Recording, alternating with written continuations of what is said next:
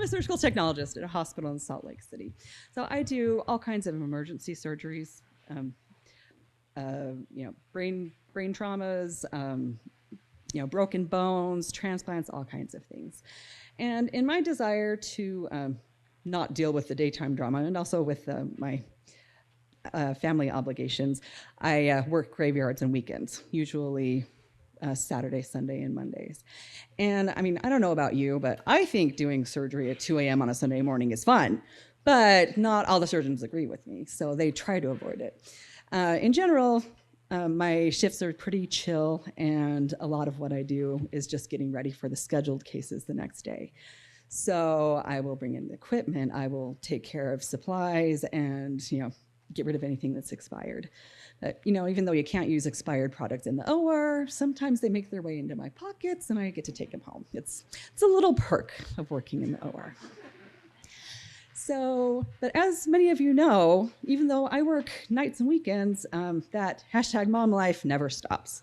So I still have to deal with all of that stuff during the day and attempt to get a little sleep sometimes. I also have to attempt to take care of myself mentally, physically, spiritually. Not doing a great job at it, I'm not gonna lie. Whenever I sit down and open up my scriptures, I am out like a light. So one thing that I have been doing is opening up YouTube. I will just listen to devotionals on YouTube while I'm doing the dishes or whatever. And there's a lot of great spiritual content out there. There are devotionals, there are talks, conferences, all kinds of good things. And I've been doing this long enough that the YouTube algorithm gods will usually send me something pretty good. And so I'll just open it up and click on the first video and just let it go, let it play and see where it takes me. So I was doing this the other day after having picked up my kid and made a quick trip to Costco. And I come home and start making dinner, push play on YouTube. But just as I'm going to push play, I realize I know this speaker. I went to high school with her. And my blood kind of started to boil because this person, let's call her the princess. So she had everything that I wanted. She was beautiful. She was from a prominent, wealthy family. She was petite. She had long, gorgeous hair, a great singing voice, and worst of all, she was smart too. She had it all. And I was a little bit jealous, but I decided, okay, well, let's just listen to what she has to say.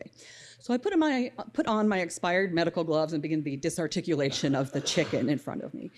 And I listened to this talk.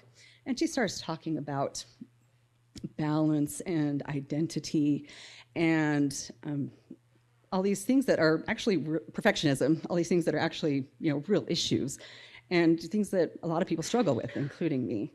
So I'm like, okay, so far so good, But as I continue to listen to my enemy, I mean, my Facebook friend, she keeps going, and she decides to put out there that her story as a cautionary tale. And it's at this point I realized that this is not going to be a spiritual moment for me. So I'm listening. I'm trying to figure out where she's going with this. She starts with elementary school and how she always sat on the front row and always raised her hand and always gave the correct answer. And that was a great way to make friends. Okay. And then she moves on to high school and how she was in all the extracurricular activities and how she did all of the musical offerings that our high school could give, and including choir and band and orchestra. And I'm like, well, I'm pretty sure band and orchestra were held at the same time, and you can't really do both unless your name is Hermione Granger. And so I'm pretty sure that wasn't true, but whatever. But here's the thing that got me. She then talks about, just briefly, but she talks about being valedictorian. And I step back from my chicken. One of 12 valedictorians. Because back in my day, actually back in our day, the only requirement for being a valedictorian was having a 4.0 GPA, perfect straight A's. And while I also got straight A's in high school, I did get that one A- my freshman year. And I had to convince the PE teacher to give me a pass instead of a C because I couldn't do a pull-up, but whatever. It's fine, I'm totally over it, obviously. So I continue listening, and the end of the talk, it's fine, but I am just angry. And I have to really think about it. Why am I angry? Why is this, what was actually a nice talk from an articulate and successful woman, why is this triggering me? I mean, I see all kinds of traumas. I can be up to my elbows in blood and guts and every bodily fluid imaginable, and I'm fine, but this is triggering me. And I realize it's because I think she's perfect. She's beautiful. She has a great life. And if we were cast, she could believably be cast as Belle in a stage production of Beauty and the Beast, and the best I could hope for would be the wardrobe. Or maybe the woman who yells, "I need 6 eggs." But that's the best I could hope for. She was one of the 12, and she's the princess, and I'm the peasant. So I had to keep thinking about this and make a decision. Okay, why? Why can I not be happy for this person? And then I had to realize that through my midlife crisis, which is still ongoing, but one of the most important things that I've had to learn is that I can control my thoughts and feelings by changing the story that I'm telling myself. And obviously, I have concocted quite a story about the princess. So I needed to ask myself some questions. And they're hypothetical, but they help me get some perspective. For example, several people that we graduated with are now grandparents. I mean, my own kid is 16, my Benji, but her kids are significantly younger. So, what if she had problems conceiving?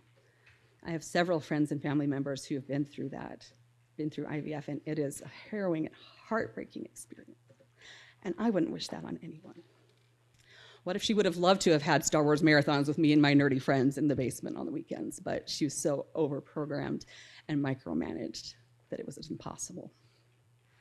What if she would love to chop her hair and get a tattoo, but that would literally ruin her career?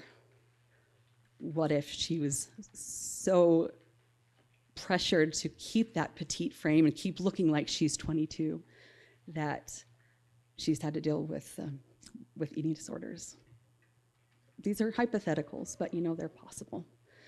And it gives me a lot more compassion for her and a lot more gratitude for my own journey. And that made me realize that the only way that she could be the undisputed winner would be if I were trying to walk on her path and not on mine. But I'm not. Thankfully, I'm not. So while it took me a while to get over my Facebook friends showing up in my YouTube feed, I mean, could there be anything more first world problem than that? I did. And I can be happy for her. And I can continue to live my perfectly imperfect life and find my own stages to speak on and occasionally take home some expired avant-garde. Thank you.